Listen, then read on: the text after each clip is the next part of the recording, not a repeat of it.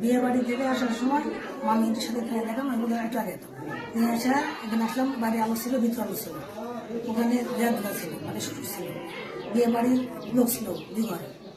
এখন ওই দরজা খোলা ছিল, আমি দুইটা শুধু পেশাব করছি, এদিকে অপরিকল্পনামূলক সবাই আসে দরজা লেখা দেয়, এই মনে করে আমাকে এই অবস্থা। তুমি কি কাজে আসছিলে এখানে এত রাতে? মানে আগে দিতে এসেছিলাম। মানে মামকে আগে দিতে আসছিলে? আগে দিতে এসে বাড়ির ভিতরে ঢুকছো?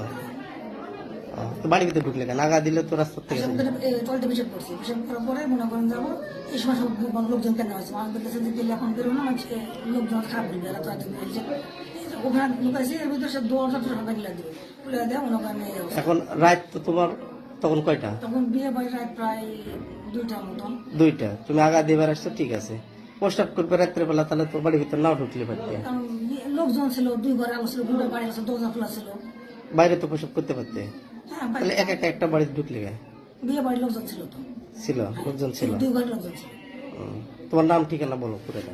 আমার নাম হচ্ছে রামনাথ চিন্তা। আব্বার নাম? আব্দুর রহিম। বয়স? 25-26। কি করো তুমি?